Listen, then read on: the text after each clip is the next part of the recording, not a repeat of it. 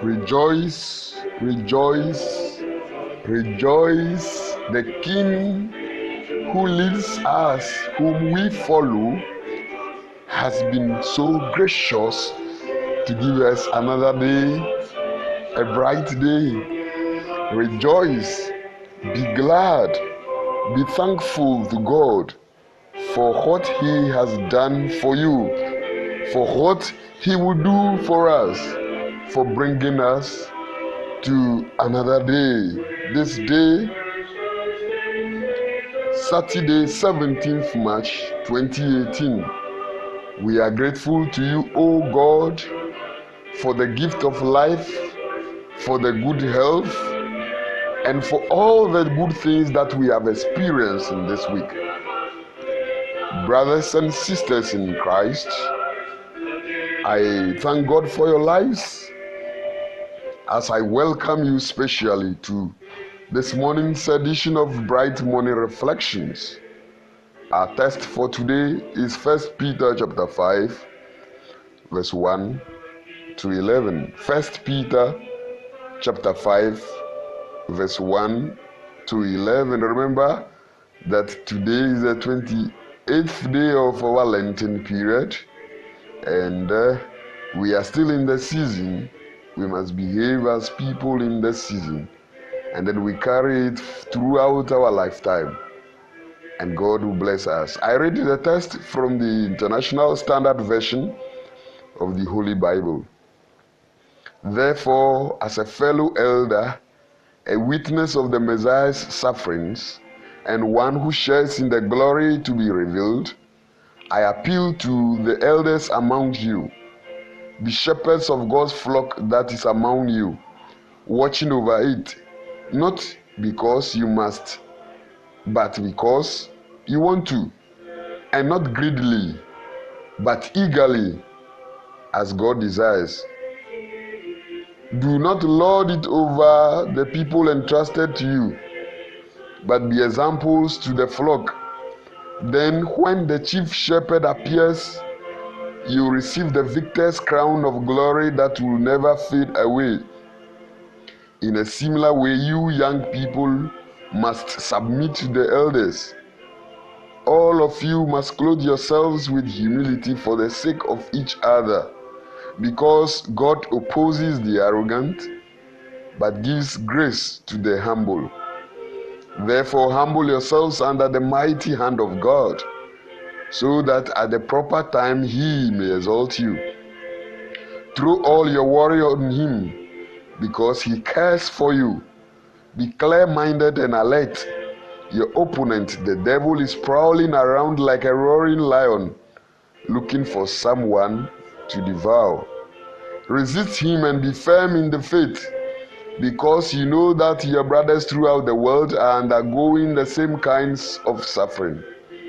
After you have suffered for a little while, the God of all grace, who called you by the Messiah Jesus to His eternal glory, will restore you, establish you, strengthen you, and support you.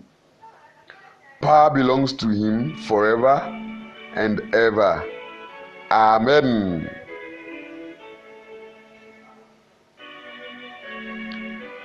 The author of this epistle, Peter, was one of the 12 disciples of Jesus Christ, the one whose proclamation was to be the foundation of the church. Peter, after the ascension of Jesus Christ, with the other disciples and many others that were one, led a campaign to bring Christ's word to every part of the world. They did their best. They tried and they brought the message of Christ, the light of Christ, to many places. It is on that foundation that many of us also lay today. Peter gave an exhortation to his audience, especially about how the leaders of the church, pastors, are supposed to live. 3 weeks ago, in our reflections in the books of Timothy and Titus, we saw the distinction between the ordained ministry and the lay ministry, and the various Greek words, episkopos and presbyteros and diakonos, that were used. We also said that elders, as used by Paul in his epistle to Timothy, meant people who are in the ordained ministry. Today, Paul is not speaking, but his contemporary, a colleague in the vineyard, Peter, the school prefect of the apostles, spoke about how church leaders are supposed to carry about their work of keeping the flock. Elders are the leaders of our local churches. It is not the matter of age, but rather people who are experienced as Christians and are wise and mature. In 1 Timothy chapter 3 verse 1 to 7 and Titus chapter 1 verse 5 to 9, there is a list of the qualities that an elder should have. Peter was an elder. He had experience of all the things that he writes about. He wants to encourage other elders and to help them to do their work better. Church elders are to be sincere, understanding, and hardworking in looking after the church that God has placed in their care. They are to be shepherds who care for the flock because they are interested in the flock's welfare, not because they want to make money for themselves. An elder leads the church as a shepherd leads the sheep. The elder should care for the people that they are leading. Elders feed people when they teach them what the Bible says. Some people turn away from God. The elders can help themselves to come back to God again. So people who have turned away from God can be helped by the elders to return to God. Elders can also pray for the sick and ask God to heal them, as in James chapter 5 verse 14. They must help to protect Christians from the devil when he attacks them. So, as a perfect example of what the elder is supposed to do, Psalm 23 describes the relationship between the sheep and the flock. The shepherd leads the flock. The sheep follows the shepherd because they trust him. They recognize the voice of the shepherd when he calls them. And the shepherd makes sure that the sheep have enough to eat. The shepherd searches for any sheep that gets lost. If they are hurt or sick, the shepherd helps them to get well again. The shepherd protects his sheep from wild animals that want to kill them. Being the leader of the church is not an easy task. 1 Timothy chapter 5 verse 17 and 18 says that they deserve pay for the work they do. That notwithstanding, it is wrong to do the work just to get money. So the shepherds, the leaders, pastors are supposed to take very good care of their church members, to be sure that their spiritual welfare, their physical welfare are in place all the time. It is their responsibility to be sure that these people whom they lead are always fine. They are in their right senses. They are always well, not lacking any spiritual nourishment that they need to give them. They are not to be self-seeking. Shepherds are not to be self-seeking and to make themselves wealthy, to amass wealth for themselves at the expense of the church members. What we see common today is that many of our pastors would want to enrich themselves. They charge exorbitant fees for the free services that they are supposed to offer. We find pastors charging consultation fees. We find pastors charging for even the burial of their own church members, for even organizing wedding services for their own church members, and they want to charge for every little thing that they do. No, that is not how it's supposed to be.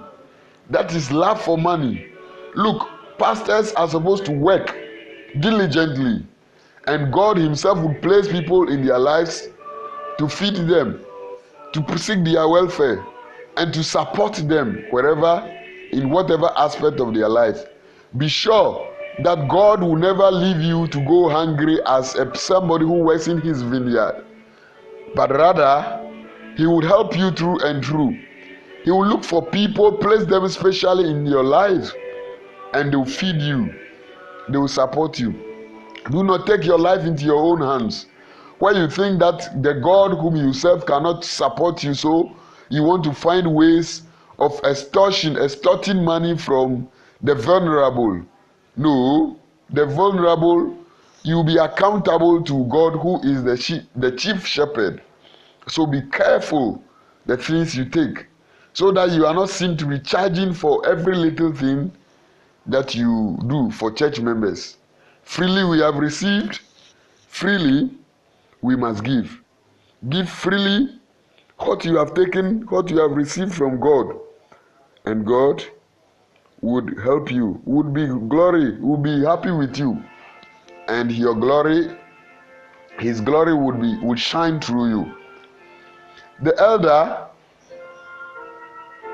has an authority, but elders must not use their authority to force people, but rather show by example how Christians should act. They must remember that they themselves are answerable to the chief shepherd, Jesus Christ, who will one day return and review their work. An elder is not a boss. Some elders become proud and think that they are the boss. They are severe with people and make rules for people to obey. Jesus was not like that. He was humble and was serving people. The way that he lived is a model for all Christians to follow. Christian relationships should be characterized by a spirit of willing submission. This applies not just to the attitude of younger people to older people, but to attitudes in general. All Christians should submit to each other. God opposes the proud, but helps the humble. In Philippians chapter 2, we saw Jesus' example, of which we must be a photocopy. Even though he was God, he did not see it equal to wrestle for that headship, but rather he humbled himself even to the point of the death on the cross. Yes, that death on the cross, that kind of humility, is what is expected from every Christian leader, so that you are not seen to be lording it over people, so that you are not seen to be misusing or misapplying the authority, but rather you will be humble, you will serve. In the end, Jesus Christ was given a name that is above all names, because he was humble even to the point of death on the cross. We must be that photocopy of Jesus. We must be that image of Jesus, where we also want to humble ourselves even to the point of death on the cross. In all these things, troubles will come and storms may rage, but Christians must throw all this to God. Christians do this when they tell God that what their worries are. Then they must trust God to give them what they need in every situation. Jesus teaches about this in Matthew chapter 6, verse 25 to 34. No amount of worrying can change our situations, but rather we must pray to God and seek first his kingdom, and every other thing we need shall be added unto it for us. Many of Peter's readers may have worried about suffering as Christians. God loves and cares for Christians. even when he allows them to suffer. So even in our suffering, God cares for us. He loves us. So never think that you should not go through anything difficult. The storms may rage, troubles may come. What you have to do is that you say, God, I give all this to you, and God will take them and peacefully calm the storm in your life. I don't know the kind of storm that is raging in your life, whether economic or financial or academic or whatever storm that you have in your life. Be sure that when you throw your cares unto God, God will pick them up and make them his, and he will solve them for you. So depend on God and not on yourself. Trust in him and lean not on your own understanding, and God will help you solve your problems. We must be seen to be resisting Satan, knowing that Christians everywhere suffer from the attacks of Satan. Because God uses his people's suffering to strengthen and perfect them with the goal that we will share in his glory one day, let us be seen to be firm, to be strong, that we don't succumb to the evil snares of Satan, but rather we will be seen to be putting in measures that will help us to overcome his plans. The attacks of the devil will not last forever. Christians will not suffer forever, but the glory of Christ will never end. God will stop their suffering and put things right. The devil wants Christians to fail, but God helps them to be strong. God is all-powerful, almighty. After we have suffered for a little while, the God of all grace, who called you by the Messiah Jesus to his eternal glory, will restore you, will establish you, will strengthen you and support you, because all power belongs to him forever and ever. Hallelujah. So friends, God will exalt the humble, but will oppose the arrogant. Be humble. Humble yourself for the Lord to lift you up, for the good God to exalt you. God will feed leaders who depend on him for their livelihood rather than suppressing the flock and extorting money from them.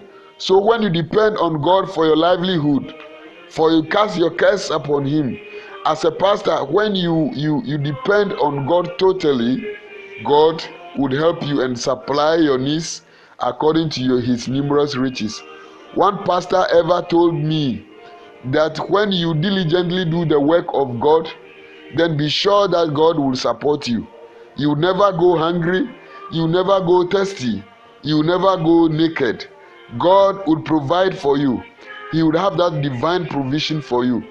And through you will be seen to be living in a way that people would see and realize that this is a true servant of God.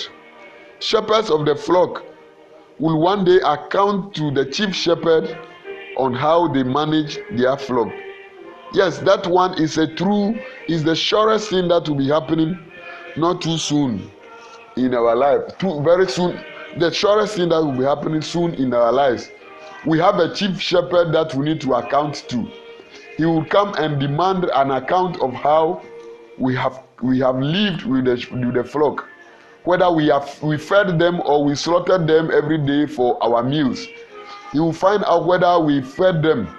He will find out whether we sought after them when they were wandering. He will find out whether we healed their wounds when they were wounded.